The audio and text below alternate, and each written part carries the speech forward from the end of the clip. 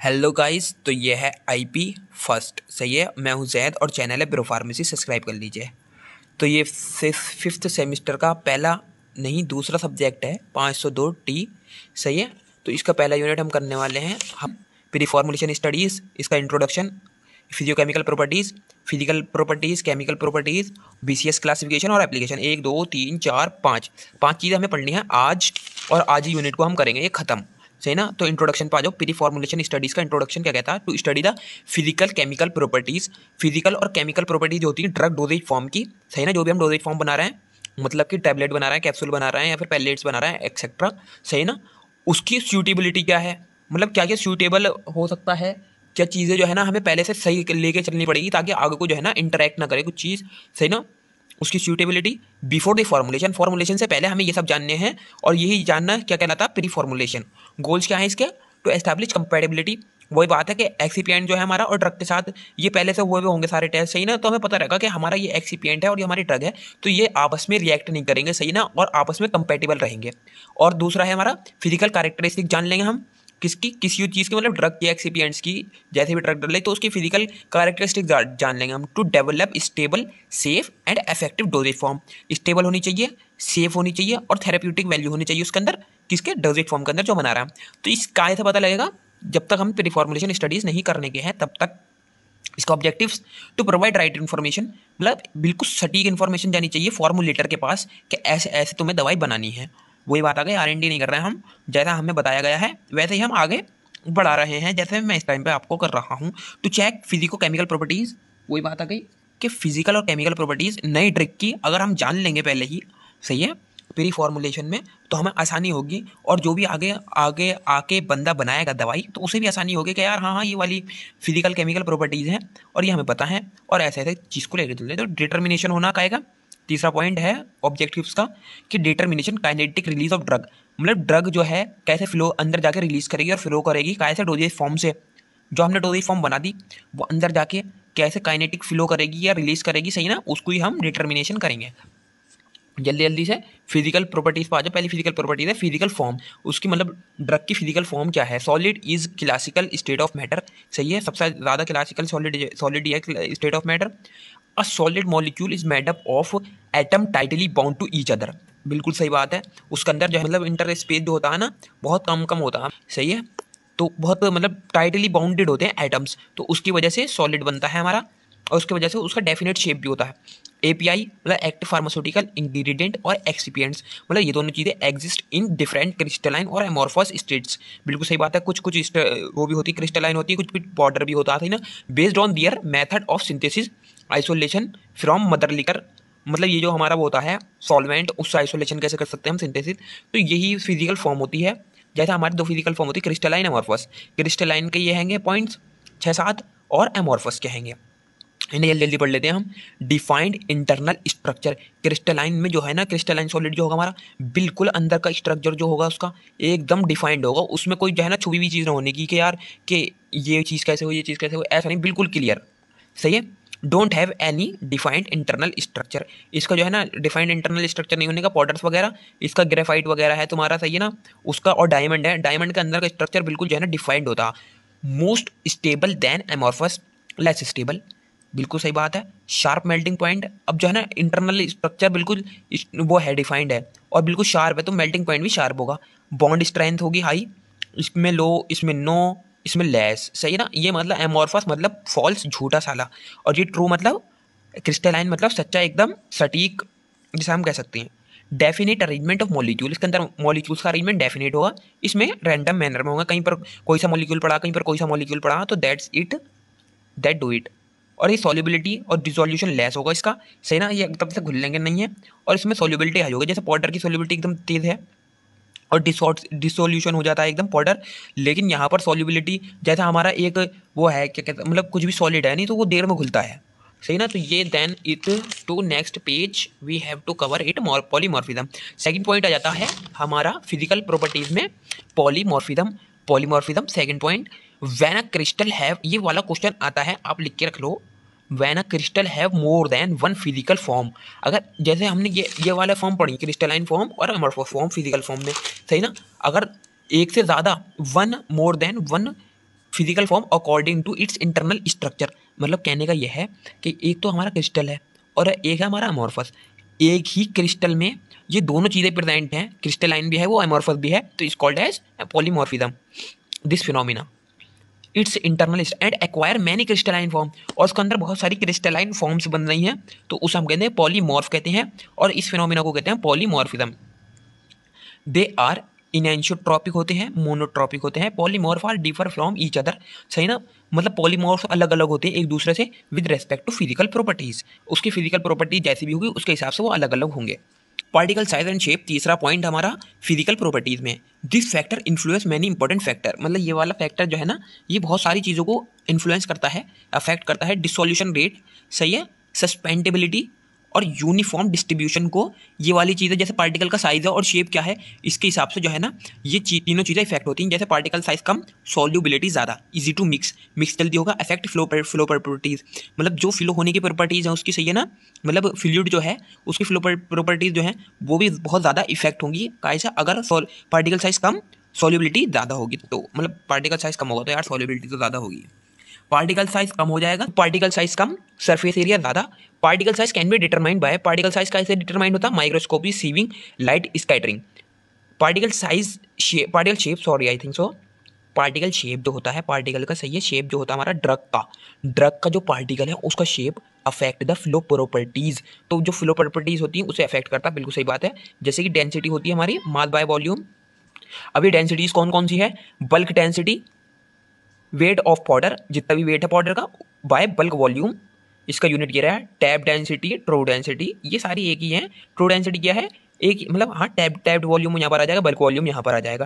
True density it is the density of powder bed, जो हमारा powder है उसका जो है ना उसकी density excluding the volume of its pores, मतलब उसमें जो पोर्स है ना उसका वॉल्यूम निकाल करके जो डेंसिटी आ रही है हमारी, सही ना, उसे कहेंगे हम true density. T D explain पैक्टिबिलिटी, हाँ मतलब कैसे कैसे पैक होनी है, सही ना, एंड बिहेवियर ऑफ पाउडर, मतलब हमारा पैक्टिबिलिटी वही हो गया कि हम जब पैक करते हुए होंगे, सही ना, तो वो कितना अच्छा पैक हो रहा। अगर हम उसका वॉल्यूम ये ट्रू डेंसिटी निकाल लेंगे ना तो हमें पता लग जाएगा, मतलब कि किस हिसाब से किस शेप में वो पैक सही होगा, सही ना। बिहेवियर ऑफ पाउडर भी पता लग जाएगा हमें। आइए पोरोसिटी, अब तो आ जाता है हमारे पास पोरोसिटी, इसमें ही है ये पार्टिकल साइज में जो है ना पॉइंट चल रहे हैं, पार्टिकल साइज एंड शेप में, bulk density, tap density, true density and then to porosity, void fraction. Porosity, porous वही छिद्र से ना, छिद्र वाले जो स्पेस होंगे, मेजरमेंट ऑफ वॉइड स्पेस, जो खाली स्पेस है और एम्प्टी स्पेस है of a powder bed, powder bed के बीच बीच में, ये जैसे हमारा पाउडर बेड बना हुआ है, सही ना, ये मान लो पाउडर बेड है हमारा, सही ना, इसके बीच में जो है ना छोटे छोटे पॉइंट्स छूटे हुए हैं, छोटी छोटी स्पेसिस छूटी हुई है, एम्प्टी स्पेसिस, तो उसको ही हम कहेंगे पोरस सिटी या पोरोसिटी। अब पोरोसिटी क्या होता है, वॉइड वॉल्यूम, सही है, जो बचा हुआ स्पेस है वो वाला वॉल्यूम, और ट्रू वॉल्यूम मतलब जो पूरा इसका वॉल्यूम है, सही है ना, और इसके बीच बीच का जो वॉल्यूम बचा हुआ है उसे हम डिवाइड कर देंगे, हमारी पोरोसिटी आ जाएगी। फिलो प्रॉपर्टीज, ये सब गाइज आपने फिजिकल फार्मास्यूटिक्स सेकंड में फर्स्ट में पढ़ रखी होंगी। Flowability and physical stability of powder depend on the habit और इंटरनल स्ट्रक्चर ऑफ ड्रग, सही है। फिलो एबिलिटी जो है और केमिकल स्टेबिलिटी है वो है, मतलब काय पे डिपेंड करती है, internal structure of drug, depend upon particle size, shape, density, hygroscopicity, इस पर डिपेंड होती है। फिलो प्रॉपर्टी ज़्यादा, प्रोडक्शन रेट ज़्यादा होगा, मिक्सिंग ज़्यादा होगी और यूनिफॉर्मिटी ज़्यादा होगी, और अंदर की बायोबिलिटी ज़्यादा होगी। हाइग्रोस्कोपिसिटी क्या होती है, ability of a particle to absorb moisture, जो भी पार्टिकल है उसकी जो एबिलिटी है मॉइस्चर को एब्जॉर्ब करने की, सही है ना, मॉइस्चर को अपने अंदर खींचने की, tendency of powder to absorb environmental moisture is called as hygroscopicity. अब angle of repose, angle of repose क्या है, ये हमने पढ़ लिया था फिजिकल फार्मास्यूटिक्स सेकंड में, तो वहीं से देख लियो ना, यहाँ पर भी थोड़ा सा पढ़ लो। Internal angle between the pile, सही ना, पाइल जो बना हुआ हमारा पाउडर का, एंड हॉरिजॉन्टल सरफेस, और जो हमारा हॉरिजॉन्टल सरफेस है is known as angle of repose, h/r, tan theta equal to h/r, h height of pile है, r है रेडियस, एंगल ऑफ रिपोज कम, फ्लो प्रॉपर्टी ज़्यादा, Hausner's ratio, HR equal to bulk density by tap density by bulk density, सही ना, HR equal to tap density, इसका ऐसे लिख सकते हैं, the ratio of tap density to the bulk density is called as Hausner ratio. Carr's index tap density minus bulk density by tap density into 100, मतलब इसको ये लिख सकते हैं हम, the ratio of the difference of tap density and bulk density to the tap density into 100 multiply by 100 is called as Carr's index. इसका जो है ना ये लिख सकते हैं हम theory, measurement of free flowing powder by compressibility high होती है इसमें। अब फ्री फ्लोइंग पाउडर में become cohesive during development, this can be solve by granulation और डेंसिफिकेशन। मतलब जो फ्री फ्लोइंग पाउडर है सही ना, कोहेसिव हो जाता, सही चिपकने लगता जब हम डेवलप करते हैं, सही ना, डेवलपमेंट के दौरान। तो उसे कैसे हम सॉल्व कर सकते हैं, ग्रेन्युलेशन से और डेंसिफिकेशन। पांचवा है हमारा सॉल्युबिलिटी प्रोफाइल। एक मिनट हम पीछे जाके जो है ना सिलेबस देख लेते हैं, चल भी रहे हैं सही नहीं है। हाँ तो गाइस हमारे फिजिकल प्रॉपर्टीज सही चल रही हैं। फिजिकल फॉर्म हो गई, पार्टिकल साइज, पार्टिकल शेप हो गया, पार्टिकल फ्लो प्रॉपर्टीज हो गई, और अब हम देखेंगे सॉल्युबिलिटी प्रोफाइल। सॉल्युबिलिटी प्रोफाइल में सबसे पहले आता है पीएच, है ना, पोटेंशियल ऑफ हाइड्रोजन। ये आपको पता ही है, it affect solubility and nature of particles. Particles का नेचर और सॉल्युबिलिटी को अफेक्ट करता ही है ये। बाय चेंजिंग इट, अगर चेंज कर दिया तो एसिड और बेस ड्रग, मतलब एसिड और बेसिक में वो हो जाएगी चेंज, है ना। Solubility improve with the addition of an acidic and basic excipient, सही ना। अगर एसिडिक है ड्रग, मतलब ज़्यादा एसिडिक हो रही तो बेसिक एक्सिपिएंट डाल दो, बेसिक है तो एसिडिक डाल दो। Use to check particles are acidic और बेसिक, मतलब ये भी पता करने के लिए यूज़ होता है कि मतलब जो हमने पार्टिकल्स हमारे रखे तो वो एसिडिक है या बेसिक है। पीके का मतलब है आयोनाइज्ड फॉर्म, अनआयोनाइज्ड फॉर्म में कन्वर्जन, आयोनाइजेशन कहलाता। CH3COOH, इसको टूट गया हमारा, सही है ना, आयोनाइज्ड हो गया ये, पहले अनआयोनाइज्ड था, आयोनाइज्ड हो गया। तो अनआयोनाइज्ड ड्रग जो होती है वो लिपिड सॉल्यूबल होती है, उसका एब्जॉर्प्शन ज़्यादा होता है। आपको पता है लिपिड सॉल्यूबल जल्दी जो है ना हमारे बॉडी में जाके एब्जॉर्ब हो जाएगी, क्योंकि हमारी जो है ना सेल्स की बाइलेयर होती हैं, लिपिड बाइलेयर से बनी होती। आयोनाइज्ड ड्रग जो होती है वो वाटर सॉल्युबल होती है, एब्जॉर्प्शन कम होता है उसका। हेंजलबर्ग इक्वेशन, मतलब buffer equation, provide an estimate of ionized and ionized drug concentration in particle pH. ये वही आ गया कि वीक एसिड जो हमारा, जो अगर उसके साथ हम काय के साथ वाटर के साथ रिएक्शन करवा देंगे तो स्ट्रॉन्ग बेस बनागा, सही है। तो ये आप देख लेना, partitional coefficient, the ratio of unionized drug concentration between molecules, between organic and, अरे यार ये सब बेकार चीज़ है, ये याद रखो। The ratio of concentration of drug in oil to the concentration of drug in water is called as PC. Solubilization, मतलब कितना सॉल्युबल हो गया है वो, उसका जो है ना प्रोसेस। सॉल्युबलाइजेशन इज इंक्रीज बाय को सॉल्वेंट एडिशन, मतलब दो सॉल्वेंट एक ही ड्रग बना रहा है, एक डोसेज फॉर्म बना रहा है, सही ना, तो दो सॉल्वेंट डाल देंगे एक ही साथ अलग अलग प्रकार के, सही ना, तो उससे सॉल्युबलाइजेशन इंक्रीज होगा। मोर नॉन पोलर सॉल्वेंट, जितने नॉन पोलर सॉल्वेंट डालेंगे उतनी सॉल्युबलाइजेशन इंक्रीज होगी। आगे चलो आगे चलो आगे चलो। हाँ तो गाइस केमिकल प्रॉपर्टीज पे आ जाइए। हाइड्रोलाइसिस सबसे पहला ये याद करके जाना, मोस्ट कॉमन है। ड्रग मॉलिक्यूल और जब वाटर मिलते हैं आपस में जाके तो हाइड्रोलाइज ब्रेकडाउन प्रोडक्ट बनता है। एनेस्थेसिया, एंटीबायोटिक्स और वाइटामिन के साथ ऐसा हो सकता है। हाइड्रोलाइसिस मतलब हाइड्रोजन का टूटना या पानी के साथ मिलके ड्रग का टूटना, सही है। एस्टर हाइड्रोलाइसिस, एस्टर टूट जाएगा, एस्टर और वाटर बनेगा, वाटर मिलेगा, कार्बोक्सिलिक एसिड और अल्कोहल बनेगा। एस्पिरिन जो है ना हमारी, वो ester is most common stable at 2.4 at pH 5 से 7। कैटलिस्ट पोलर नेचर है इसका। एमाइड हाइड्रोलाइसिस, एमाइड के साथ पानी मिलेगा, वो टूटेगा कार्बोक्सिलिक एसिड और अमाइड में, सही है ना।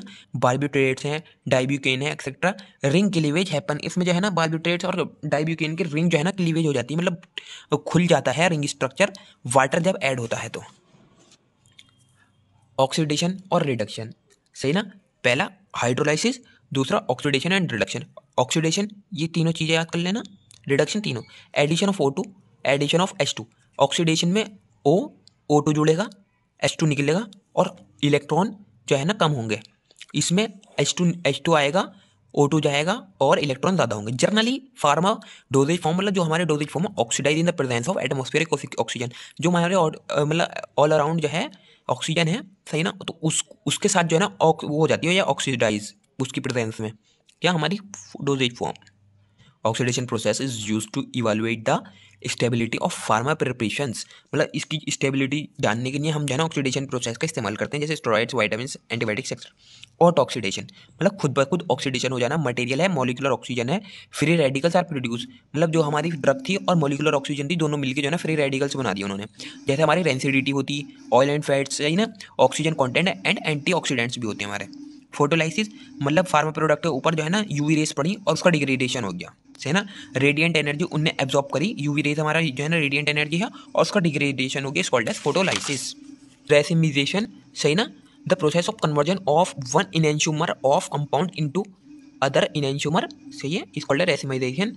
रेसिमाइजेशन एक इनैंशियोमर है, सही ना, उसको दूसरे में कन्वर्ट कर देंगे, उसे कहेंगे हम racemization. Occurs in mixing content contain enantiomer, मतलब जो भी ड्रग्स होगी उसमें इनैंशियोमर्स होंगे ना इक्वल क्वांटिटी में, तो वहाँ पर होगा ये रेसिमाइजेशन। इससे जो है ना रेजमेड बनते हैं, जैसे एल इफ एपाइनेफ्रीन जो है हमारा, तो वो डी एपाइनेफ्रीन में बदल जाएगा। ये हमने जो है ना ऑर्गेनिक केमिस्ट्री में पढ़ता। पॉलीमराइजेशन, चेन में जोड़ते जाओ जोड़ते जाओ जोड़ते जाओ, सही ना, ज़्यादा मोनोमर्स हो जाती है। It is the process of continuous reaction, continuous reaction चल रही है अकरिंग बिटवीन मॉलिक्यूल्स, मॉलिक्यूल्स के अंदर रिएक्शन चल रही है। मोनोमर्स का जो है ना ट्राइमर्स ड्राइमर्स हो गया, फिर पॉलीमर्स बन गया, पॉलीमर बन गया, हाँ। Darking of glucose solution is due to polymerization of breakdown product, जो उसके अंदर ब्रेकडाउन हो गया प्रोडक्ट का, सही ना, उसका पॉलीमराइजेशन हो गया, ग्लूकोज डार्क हो गई। हाँ तो guys, BCC classification, biopharmaceutical classification system, सही ना, इसको एक सिस्टम बना रखा है क्लासीफाई करने का ड्रग्स का। किसके बेस पे? For classifying a drug substance based on it's aqueous solubility, मतलब कि पानी में कितने घुलनशील है वाली ड्रग, और सही है इंटेस्टाइनल में, इंटेस्टाइन जो होती है हमारी, उसमें कितनी परमिएबल है, सही ना, और उसका डिसोल्यूशन रेट क्या है, उसके हिसाब से हम जो है ना इसको ड्रग को बांटेंगे कैटेगरी वाइज। तो पहली क्लास है हमारी जिसमें सोल्युबिलिटी हाई, परमिबिलिटी हाई, सही ना, मेटाप्रोलोल की परमिबिलिटी हाई भी है और सोल्युबिलिटी भी हाई है। सेकंड वाली लो सोल्युबिलिटी है मगर परमिबिलिटी हाई है, नेफिडिपाइन, सही है। थर्ड वाली हाई तो सोल्युबिलिटी है, लो परमिबिलिटी है, सिमेटिडीन। और फोर्थ है हमारी लो मतलब दोनों चीज़ें लो हैं, टैक्सोल जो ड्रग है हमारी।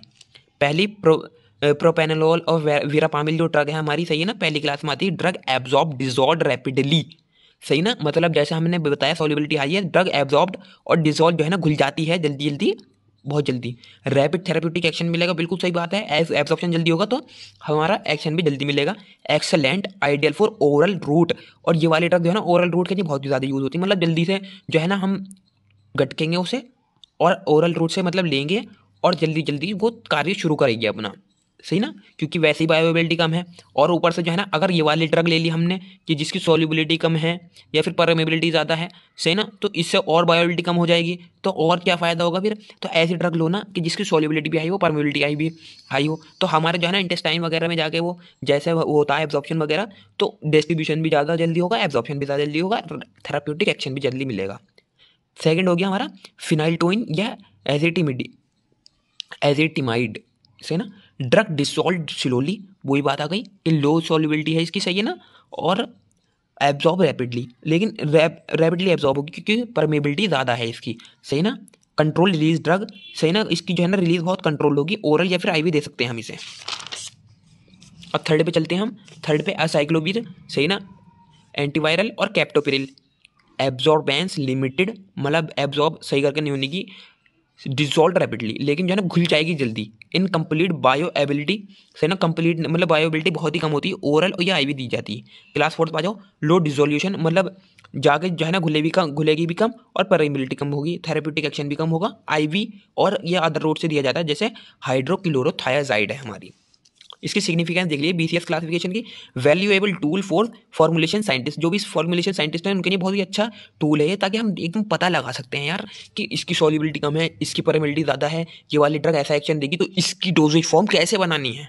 अगर हम कोई वो बना रहा है अपना डोजेज फॉर्म बना रहा है, कोई नई ड्रग बना रहे हैं, तो उसमें हमें पता लग गई कि यार इसकी सॉल्युबिलिटी कम है और इसकी जो है वो भी कम है, परमेबिलिटी, तो दोनों चीज़ें कम हो गई, तो यार हम क्यों ना डायरेक्ट उसे जो है ना सिस्टमिक सर्कुलेशन में देंगे, मतलब आईवी देंगे उसे डायरेक्ट हम, और अपना काम खत्म करेंगे, मतलब उसकी जो है ना बायोबिलिटी सही रहेगी। अगर उसका ही हम जो है ना हमें ये पता नहीं होने का बीसीएस क्लासिफिकेशन, तो हम क्या क्या पता हमें ओरल बना दें हम उस ड्रग को, अगर नई वाली ड्रग को ओरल बना दिया और उसकी डिसोल्यूशन रेट भी लो है, परमेबिलिटी लो है, तो भाई फ़ायदा क्या है फिर, जब तक रिजल्ट नहीं मिलने का ना, जब तक कुछ होने का नहीं है, और जब तक फिर तो यार दवाई बिकने की ना है ना, सही ना। Reduce cost and time, time और कॉस्ट बहुत ही कम कर रही है यार ये ऐसे, मतलब ये वाली क्लासिफिकेशन एकदम पता लग जाता है इससे, सही ना। Guiding tool in drug delivery system, बिल्कुल। Regulatory tool for BE studies, easily maintain bioavailability, इससे बायोबिलिटी का बहुत ही ज़्यादा फायदा हो रही है, टाइम और मनी भी सेव हो रही है। हाँ तो गाइस एप्लीकेशन देख लेते हैं हम। प्री फॉर्मुलेशन कंसिडरेशन, मतलब हमें क्या क्या कंसिडर करके चलना प्री फॉर्मुलेशन स्टडीज़ में, और क्या क्या एप्लीकेशंस हैं। जैसे हमारे कुछ पॉइंट्स होते हैं, ये ड्रग सिलेक्शन, हमें ड्रग सिलेक्शन करना, फिर एपीआई को जो है ना आइडेंटिफिकेशन करना, मतलब कौन सा एक्टिव फार्मास्यूटिकल एजेंट है, सिलेक्शन ऑफ एक्सिपिएंट, फिर उसके बाद एक्सिपिएंट देखेंगे हम, मैन्युफैक्चरिंग प्रोसेस देखेंगे कि अच्छा ऐसे ऐसे बनेगी है, मोस्ट अप्रोप्रिएट कंटेनर सिस्टम, उसे कहाँ से स्टोर करना है, कैसे स्टोर करना है ना, तो ये भी देखेंगे। एनालिसिस कैसे करेंगे उसका हम, मतलब उसका जो है ना क्वालिटी कंट्रोल वगैरह कैसे कर सकते हैं, और फिर टॉक्सिकोलॉजिकल स्टडीज़ होती हैं। यहाँ से लेके 7वें पॉइंट तक ये सारी जो है ना कई की एप्लीकेशंस हैं प्री फॉर्मुलेशन कंसिडरेशन की, ताकि हम एक स्टेबल डोजेज फॉर्म बना पाएँ। स्टेबिलिटी एनालिसिस भी होता है इसमें। Most of the factors are affecting drugs stability like temperature, humidity, diet etcetera, बिल्कुल सही है। फिजिकल, केमिकल और माइक्रोबियल चेंज आई जाते हैं। स्टेबिलिटी एनालिसिस इंक्लूड, इसमें क्या कौन सी होती है, सॉलिड स्टेट एनालिसिस कर सकते हैं हम, बल्क स्टेबिलिटी और कंपैटिबिलिटी। सॉल्यूशन स्टेट वाली मतलब लिक्विड वाली, पीएच स्टेबिलिटी, कंपैटिबिलिटी एनालिसिस, ये ज़्यादा इंपॉर्टेंट नहीं हो जाता है। इसके बाद हम जो है ना before development of dosage form we have to consider pre formulation studies, ये तो पता ही है। फिजिकल केमिकल प्रॉपर्टीज़ होती हैं, ऑर्गेनिक जो हमने पढ़ लिया अभी, ऑर्गेनोलेप्टिक कैरेक्टरिस्टिक्स होती हैं, प्योरिटी, सॉल्युबिलिटी, स्टेबिलिटी प्रोफाइल्स, ये सब जो है ना। हाँ तो गाइस इसमें से जो इंपॉर्टेंट टॉपिक्स हमारे या फिर क्वेश्चन आते हैं, तो प्री फॉर्मुलेशन में से तो आते ही आता है। गोल्स ऑब्जेक्टिव्स ये तो याद करके आनी पड़ेंगे, सही है ना। प्री फॉर्मुलेशन की इंट्रोडक्शन वाला डेफिनेशन और गोल्स और ऑब्जेक्टिव्स बहुत ही आसान चीज़ है। इसमें से जो है सॉल्युबिलिटी प्रोफाइल में से पीके वैल्यू और पीएच वैल्यू, डेक्सो रोटेटरी, लिवो रोटेटरी आ जाता है, पार्टिकल साइज वगैरह भी देखना पड़ेगा। इन दोनों में डिफरेंस होता है क्रिस्टलाइन और अमॉर्फस में, वो भी देखना पड़ेगा हमें, सही ना। आगे चलते हैं, हाइड्रोलाइसिस, ऑक्सीडेशन, रिडक्शन, इनकी जो है ना 2 नंबर में क्या पता डेफिनेशन ना जाए तो ये भी बहुत इंपॉर्टेंट है। बीसीएस क्लासिफिकेशन तो आप बिल्कुल रट के जाइए, ये तो क्लासिफिकेशन या तो 2 नंबर या 7 नंबर में आ ही जाएगा। एप्लीकेशन बचा हमारा, एप्लीकेशन ऑफ टैबलेट्स एक बार आ चुका है। Application of pre formulation studies consideration in the development of solid doses form, मतलब हमारा वो जो होता है ना टैबलेट, उसका वो वाला, सही ना, तो वो देख लीजिए आप। और इसमें से पॉलीमॉर्फिज्म, तो ये 2-2 नंबर वाले क्वेश्चन इसमें बहुत आते हैं, तो एक 2 नंबर वाला, 2-2 नंबर वाले सॉरी, और एक 7 नंबर वाला, तो ये होगा हमारा 11 नंबर। तो या तो 11 नंबर का आगा या फिर 7 नंबर का, तो इसमें से पेपर 11 नंबर का अगर आ गया तो बहुत अच्छा यार, 2 तो इसमें से ही बन जाएंगे क्वेश्चन छोटे छोटे, सही ना। और एक अगर बीसीएस क्लासिफिकेशन का 7 नंबर में आ गया तो मजे ही मजे यार। और इसमें है क्या, सब हमने फिजिकल फार्मास्यूटिक्स से पढ़ रखा है, बस नई चीज़ क्या है, बीसीएस क्लासिफिकेशन और एप्लीकेशन ऑफ प्री फॉर्मुलेशन। और एप्लीकेशन ऑफ प्री फॉर्मुलेशन में ये वाली सारी, एक चीज़ दिखा देता हूँ मैं तुम्हें, ये वाला जो वो है ना मैटर, देखो 1 से 7 वाले पॉइंट, तो यही प्री फॉर्मुलेशन कंसिडरेशन है। और सबके एक आदत में जो है ना, मतलब कोई डोजेज फॉर्म डेवलप कर रहा हो तो इसको ही ध्यान में रखना पड़ेगा। ये वाले पॉइंट्स है, ड्रग सिलेक्शन फॉर टैबलेट, जैसे टैबलेट के बारे में ड्रग सिलेक्शन फॉर टैबलेट ये आ गया, एपीआई आइडेंटिफिकेशन कैसे करते हैं टैबलेट का, सही ना। टैबलेट के लिए एक्सिपिएंट कैसे ढूंढते हैं, उसकी मैन्युफैक्चरिंग प्रोसेस, टैबलेट आगे बनाना सीखोगे तो टैबलेट के बारे में आ जाएगा। एप्रोप्रिएट मतलब उस कंटेनर कौन से कंटेनर में रखते हैं, उसका एनालिसिस कैसे होता है, टॉक्सिकोलॉजिकल स्टडीज कैसे होती है, ये कहीं पर भी ये कोई नहीं डाल, मतलब वो नहीं कर सकता, इसे कोई गलत नहीं साबित कर सकता, सही ना। तो इतना जर्नल जर्नल याद कर लो, उसके बारे में अगर तुमसे नहीं आ रही तो बना के लिखो यार, तो इसमें नंबर मिलेंगे बिल्कुल अच्छा अच्छा करके, फ्रेम करके बिल्कुल फ्रेम हुआ भाई। इसके बाद स्टेबिलिटी एनालिसिस वगैरह, अब ये हमारा जो है ना सेकंड यूनिट भी उतर रहा है, सही है। तो हम ये अगली वीडियो में कवर करेंगे इंशाल्लाह। तो आप वीडियो को लाइक कर दो अगर यहाँ तक आए हो तो, और चैनल को कर दो सब्सक्राइब। तब तक हम मिलते हैं, बाय बाय, टाटा।